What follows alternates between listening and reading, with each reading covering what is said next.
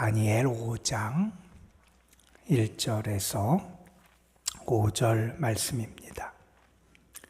다니엘 5장 1절에서 5절 말씀.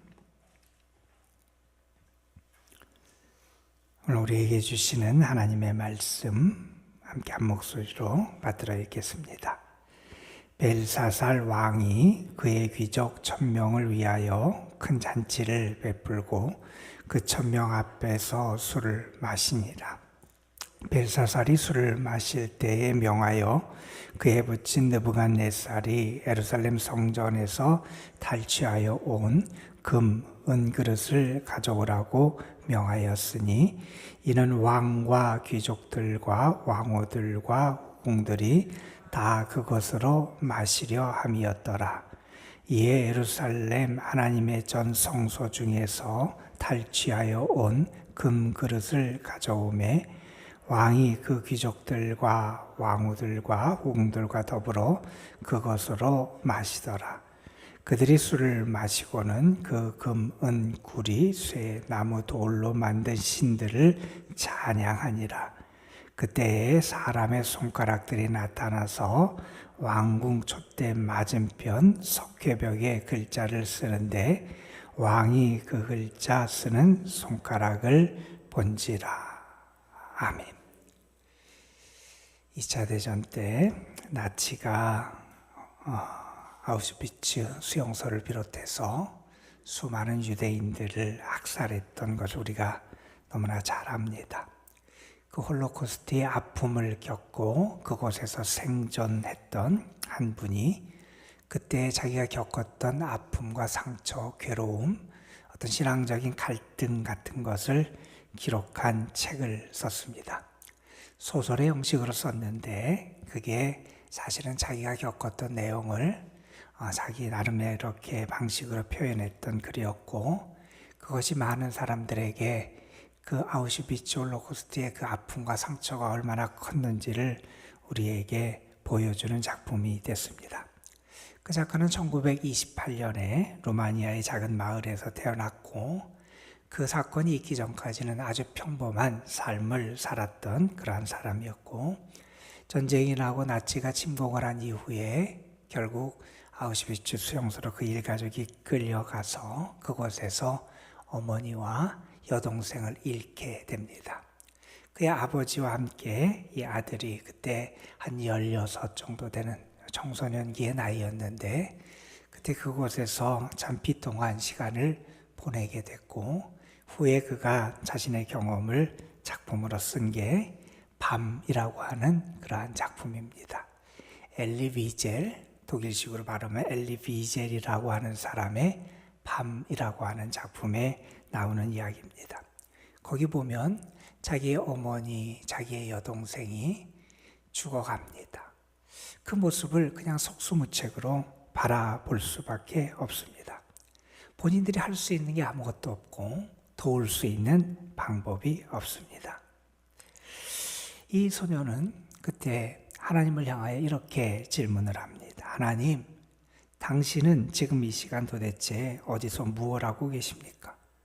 어디서 무엇 하고 계시기에 당신이 택했다는 이 백성들을 이렇게 내버려 두십니까? 하나님이 지금 도와주셔야 될 것 같은데 정말 살아계시는 하나님이라면 지금 역사해 주셔야 될 것 같은데 하나님이 저 악한 사람들에게 벼락을 내리시고 저들을 거꾸로 틀어 주셔야 될 것 같은데 그러지 않은 상황과 모습을 보면서 안타까워합니다. 그때 그의 마음속에 이러한 따뜻한 음성이 들리게 돼요. 하나님은 지금 저 교수대에 사람들이 달려 죽어가고 있는데 지금 저 교수대 위에 하나님이 계시다. 이런 음성이 그의 마음속에 들려왔다. 이런 얘기를 합니다.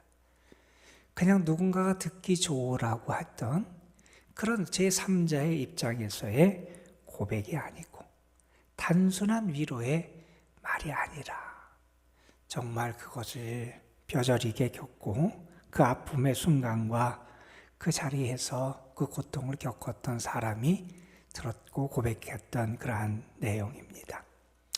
여러분 지금 다니엘을 비롯한 그의 친구들과 그 사람들이 어디 땅에 있느냐 하면 포로로 끌려간 바벨론 땅에 있습니다.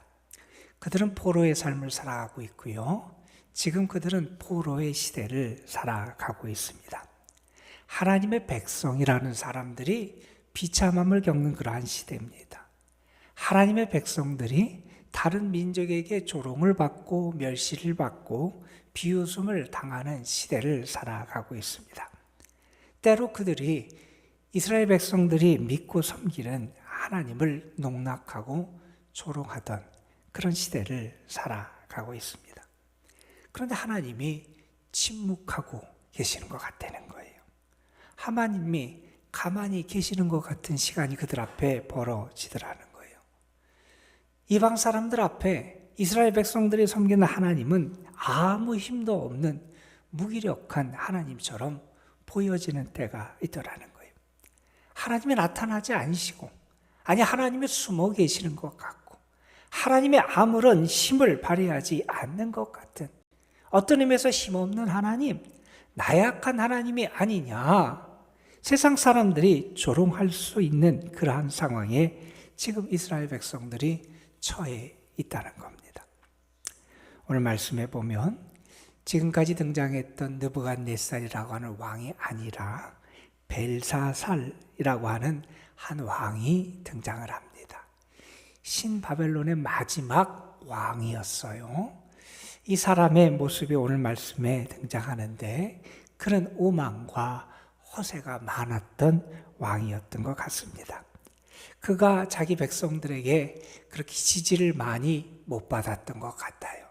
그 이전의 왕들처럼 큰 업적을 이루지도 못했고 그 사람들의 지지를 받지 못했던 그 왕이 그래서 무언가 허세를 통해서 사람들에게 자기가 대단한 것을 나타내고자 하는 마음이 있었던 것 같습니다. 오늘 말씀에 보면 이 왕이 큰 잔치를 베풀게 돼요. 그런데 왕이 베푼 그 연회 잔치 몇 명이 초대를 됐느냐? 1000명이라는 사람을 백성들을 초대했어요. 그리고 그들에게 큰 잔치를 베풀고 있습니다. 나는 이렇게 많은 사람에게 이런 큰 잔치를 베풀 만한 대단한 사람이고 내가 이렇게 백성들에게 이러한 잔치를 베푸는 그런 왕이다라는 것을 보여주고 있는 겁니다. 그런데 여러분, 우리가 이제 성경을 읽어보면 알게 되는 사실이 있어요. 이때 이 바벨론이 어떤 상황에 처해 있냐 하면 다리오의 군대에 의해서 공격을 당하고 있는 상황 속에 있었어요. 여러분, 나라가 외부로부터 침입을 받으면 어떻게 해야 됩니까?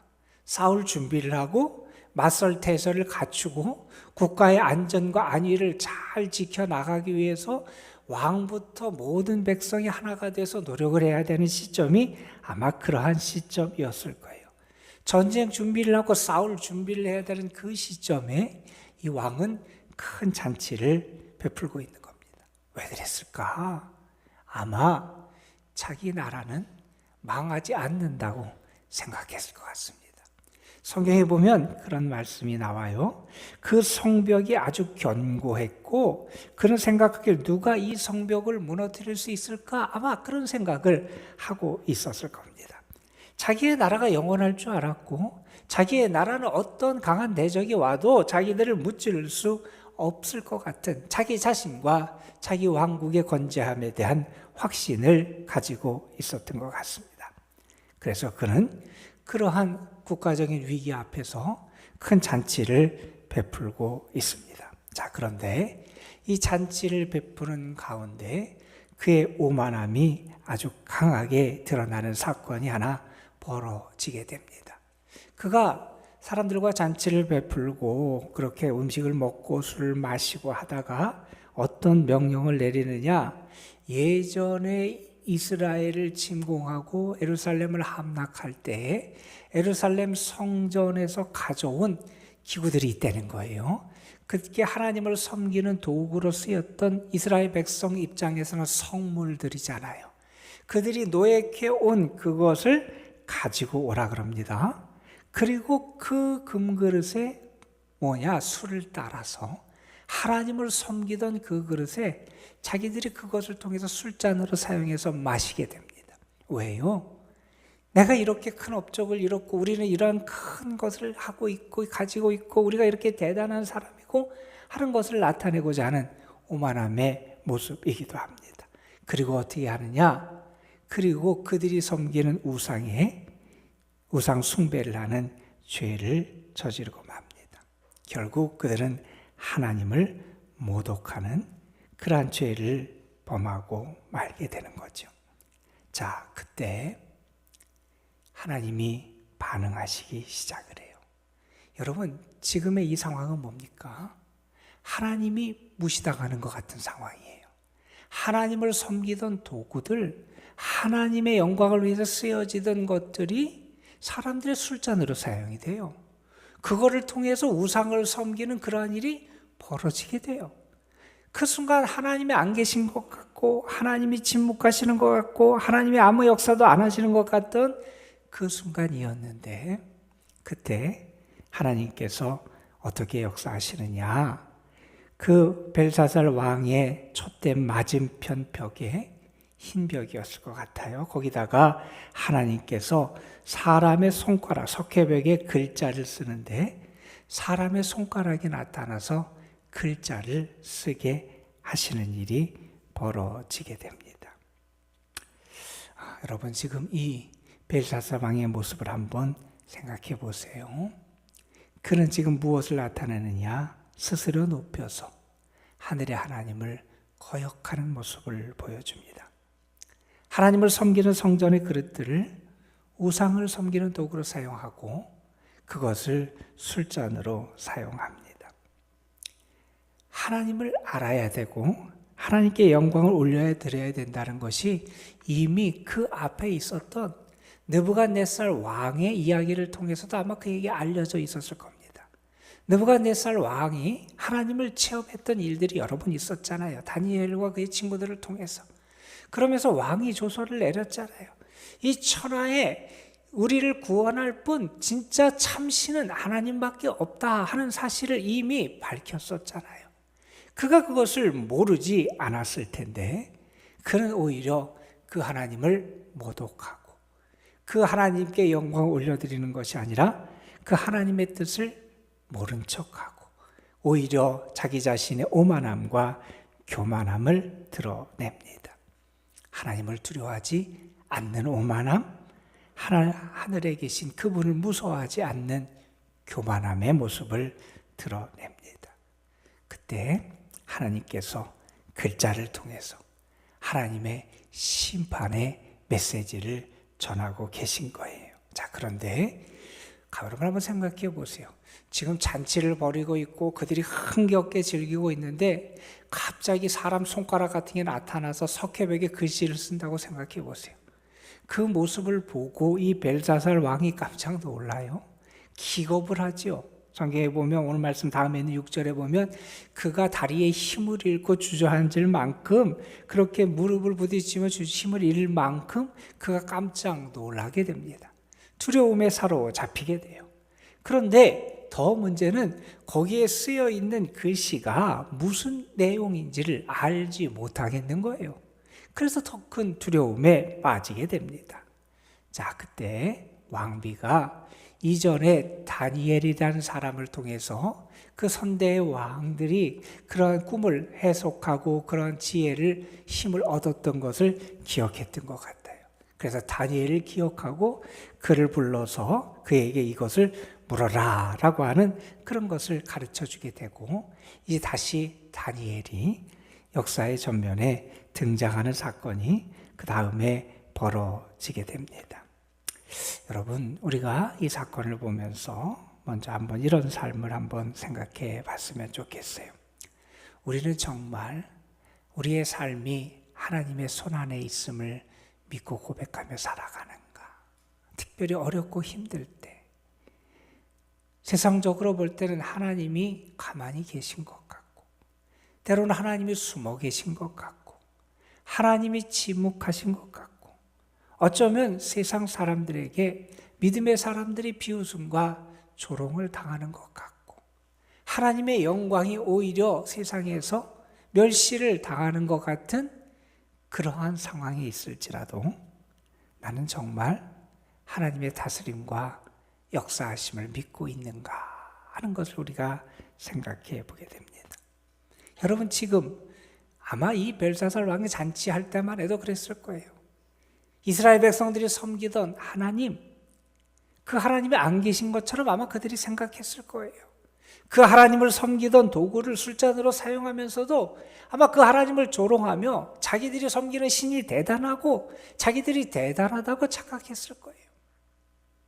그러나 여러분, 우리는 하나님의 살아계심을 믿잖아요. 여러분, 세상이 아무리 강해 보일지라도, 세상에서 섬기는 우상들이 아무리 강하게 사람들에게 영향을 주는 시대일지라도 우리는 분명히 믿습니다. 우리 하나님이 살아계시고요. 우리는 그 살아계신 하나님을 믿고 의지하며 살아가는 하나님의 사람들이다 하는 겁니다. 여러분, 그때 여러분이 하나님을 믿는 사람인지 그렇지 않은지를 점검해 볼 수 있는 기준이 있습니다. 여러분의 삶의 중심에 무엇이 놓여 있는지 한번 돌아보시길 바랍니다.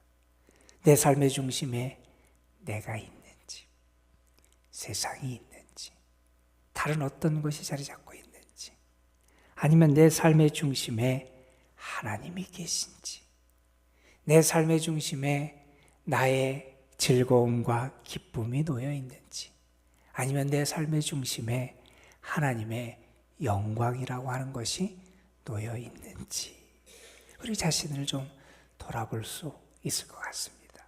여러분, 우리는 우리의 삶의 중심을 하나님께 드릴 수 있어야 되고요. 그 하나님의 영광을 위하여 살아가는 삶을 살아갈 수 있어야 한다는 겁니다. 물론 우리가 볼 때 하나님이 너무 오래 우리 자신을 기다리게 하신 것 같다는 생각이 들 때도 있을 거예요. 하나님의 역사가 좀 빨리 나타났으면 좋겠는데, 하나님의 역사가 더 분명하게 보여졌으면 좋겠는데, 그러나 여러분, 다니엘을 통해서도 우리에게 계속해서 가르쳐 주시는 말씀은 하나님은 그의 살아계심과 역사하심을 분명히 나타내 주신다는 겁니다. 그분이 살아계시고요, 그분이 우리와 함께 하시고요, 그분은 하나님의 때에 가장 적절한 방식으로 하나님의 살아계심과 능력을 우리에게 나타내 보여주시더라 하는 겁니다.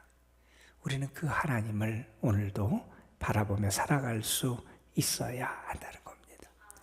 여러분, 그리고 이제 다시 시간이 많이 지난 그 다음이지만 다니엘이라는 사람이 다시 한번 무대의 전면에 등장하게 됩니다. 다니엘은 어떤 사람입니까? 하나님의 영과 지혜와 총명을 가진 사람이었어요. 하나님의 지혜를 가진 사람, 하나님의 영의 충만함으로 채워진 사람, 하나님이 주시는 총명함을 가진 그러한 사람이 다시 역사의 전면에 등장하게 됩니다. 여러분, 위기의 때, 어려움의 때 어떤 사람이 필요하냐? 거룩한 영의 사람이 필요하고요, 하늘을 두려워하고 하나님의 살아계심을 믿고 하늘의 지혜를 가진 사람들이 필요하다는 겁니다. 여러분, 오늘 특별히 그렇게 기도했으면 좋겠습니다. 하나님, 우리나라에 거룩한 영으로 채워진 사람들이 세워지게 하여 주시고, 하나님, 우리나라에 하늘을 두려워할 줄 알고 하늘의 지혜를 가진 사람들이 다시 일어날 수 있도록 도와주옵소서. 국가적인 위기와 어려움의 때일수록 세상을 바라보고 세상의 방향과 세상의 지혜로 행하는 사람이 아니라 하늘의 지혜를 가진 사람, 거룩한 영을 가진 사람, 하나님을 정말 두려워할 줄 아는 사람, 하나님의 의와 하나님의 능력을 드러낼 수 있는 그런 사람들이 다시 한번 세워져야 그 나라가 온전히 위기를 극복하고 참된 빛을 발하고 다시 한번 번영과 은혜의 길로 나아갈 수 있게 된다는 사실을 우리는 기억하게 됩니다. 지금 왕이 오만하고 이제 그 왕에 대한 심판이 내려지게 될 거예요. 그 어려운 때 하늘의 뜻을 전하고 하늘의 지혜를 전하고 하나님의 의를 드러내는 그런 사람이 등장하게 됩니다. 저는 여러분이 그런 사람 중에 한 사람이 됐으면 좋겠고요. 이 나라의 신앙인들, 우리 그리스도인들이 그러한 역할을 감당하고 사명을 감당하는 신앙인들이 됐으면 좋겠고요. 세상이 아무리 오만하고 세상의 권력자 아니면 세상의 어떤 사람들 아니면 세상의 모습이 하나님을 모욕하고 하나님의 사람들을 모욕하는 시대처럼 보일지라도 우리는 분명히 하나님의 살아계심과 그 빛을 드러내는 그런 역사를 이룰 수 있음을 우리는 잊어서는 안 될 겁니다. 오늘도 하나님이 여러분과 함께 하시고 살아계셔서 하나님의 선하심과 사랑과 능력과 하나님의 은혜를 여러분에게 허락해 주실 것입니다. 그 하나님을 의지하는 가운데 그 하나님을 다시 한번 붙잡을 수 있는 신앙인들이 되시기를 주님의 이름으로 축복합니다. 기도하시겠습니다.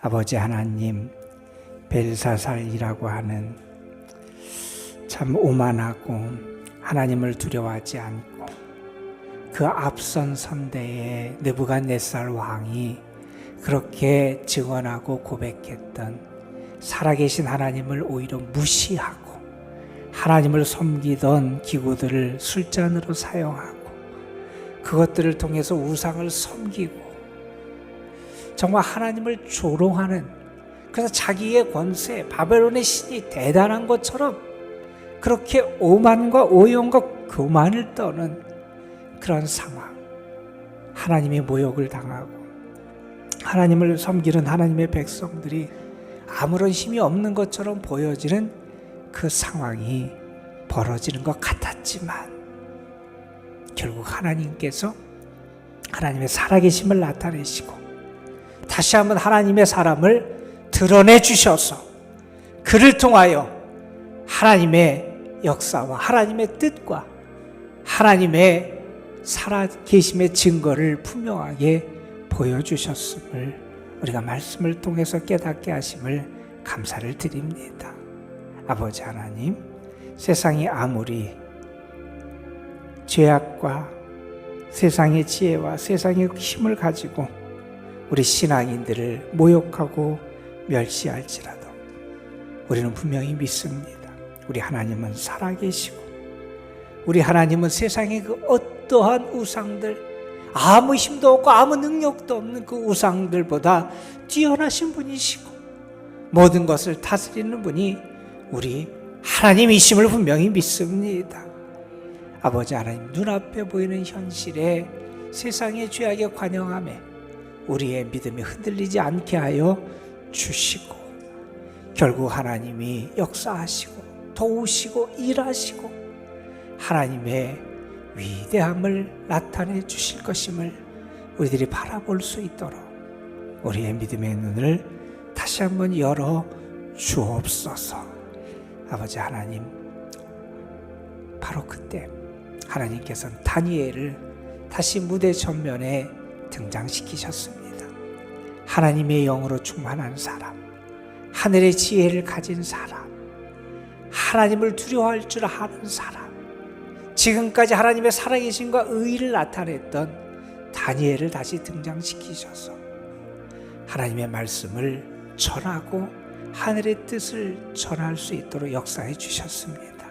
아버지 하나님, 이 나라 가운데 다니엘 같은 사람들, 참된 신앙인들, 하늘을 두려워할 줄 알고 하나님을 경외할 줄 알고 하나님의 의를 믿고 살아계심을 증거할 수 있는 참 믿음의 사람들이 곳곳에 일어날 수 있도록 인도하여 주옵소서. 저들을 통하여 이 땅에 구원의 빛이 비춰지게 하시고 소망의 빛이 비춰지게 하시고 생명과 진리와 공의의 빛이 비춰질 수 있도록 인도하여 주옵시며 저들이 하나님께서 어떠한 분인지 이 세상에 밝히 드러내며 하나님의 영광을 드러낼 수 있도록 은혜의 은혜를 더하여 주옵소서.